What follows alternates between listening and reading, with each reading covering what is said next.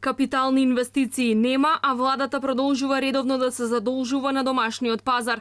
Денеска продаде хартии од вредност за сума од 32,5 милиони евра. Меѓу нив, освен 12-месечните државни записи, беа продадени и долгорочни хартии од вредност, како врзници на 3, 5 и 15 години. Структурата на долгот покажува дека државата најмногу 37% од парите позајмува од пензиските друштва, од банките 36%, а помалку кај осигурителните компании. Токму тоа им пречи на бизнисмените, кои обвинуваат дека банките наместо да го кредитираат стопанството, парите ги пренасочуваат кај владата, која пак од друга страна не ги користи за реализација на капитални инвестиции, туку за тековни потреби. Многу поважно од бројката, односно износот на задолжувањето е како ќе се алоцираат средствата кои што се земени како задолжување и ние сметаме дека се што е насочено кон развојна компонента ќе знае бизнисот дополнително да го валоризира, односно да ја даде додадената вредност на тоа што ќе биде инвестирано.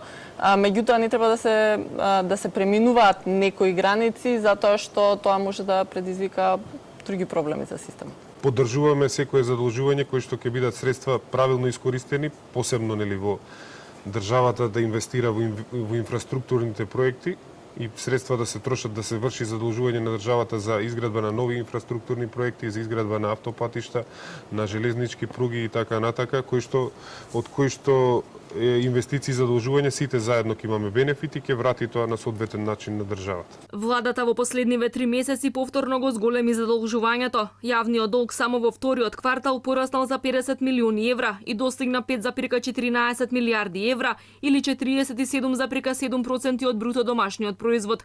И државниот долг се зголемил за 30 милиони евра и сега изнесува 39,9%. За Министерството за финансии ова не е алармантна состојба, бидејќи јавниот долг бил во рамките на среднорочната стратегија што предвидува тој да расте и до 55% од БДП до 2020-та. Најновата фискална стратегија предвидува поголемо задолжување од онаа во декември лани што предвидуваше јавен долг од 53,5% од БДП. И покрај катастрофалната реализација на капиталните инвестиции од 16% за 6 месеци и стагнацијата на економијата, владата се уште е оптимист дека ќе се достигне растот од 3,2% и ќе се реализираат капиталните инвестиции до 90% од планираното до крајот на годинава.